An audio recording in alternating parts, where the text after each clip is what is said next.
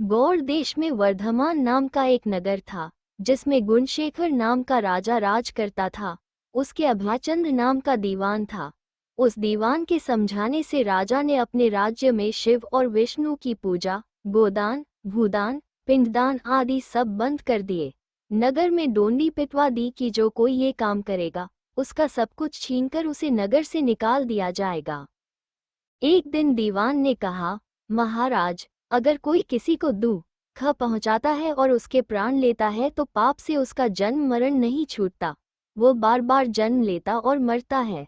इससे मनुष्य का जन्म पाकर धर्म बढ़ाना चाहिए। आदमी को हाथी से लेकर चींटी तक सबकी रक्षा करनी चाहिए। जो लोग दूसरों के दुख को नहीं समझते और उन्हें सताते हैं, उनकी इस पृथ्वी पर उम्र घटती जाती है और वे लूले लंगड़े काने बौने होकर जन्म लेते हैं। राजा ने कहा, ठीक है।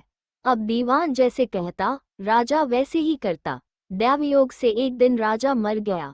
उसकी जगह उसका बेटा धर्मराज गद्दी पर बैठा। एक दिन उसने किसी बात पर नाराज होकर दीवान को नगर से बाहर निकलवा दिया।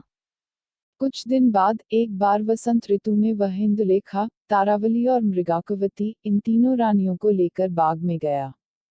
वहां जब उसने इंदुलेखा के बाल पकड़े तो उसके कान में लगा हुआ कमल उसकी जांघ पर गिर गया। कमल के गिरते ही उसकी जांघ में घाव हो गया और वह बेहोश हो गई। बहुत इलाज हुआ, तब वह ठीक हुई। इसके बाद एक दिन की बात की, तारावली ऊपर खुले में सो रही थी। चांद निकला।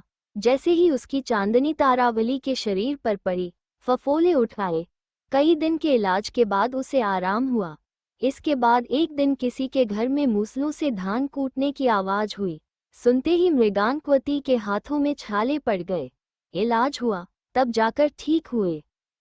इतनी कथा सुनाकर बेताल ने पूछा, महाराज बताइए, उन तीनों में सबसे ज्यादा कोमल कौन थी? राजा ने कहा, मृगानक्वती, क्योंकि पहली दो के घाव और छाले कमल और चांदनी के छूने से हुए थे। तीसरी ने मूसल को छुआ भी नहीं और छाले पड़ गए। वही सबसे अधिक सुकुमार हुई। राजा के इतना कहते ही बेताल 9-2-11 हो गया। राजा बेचारा फिर मसान में गया और जब वो उसे लेकर चला,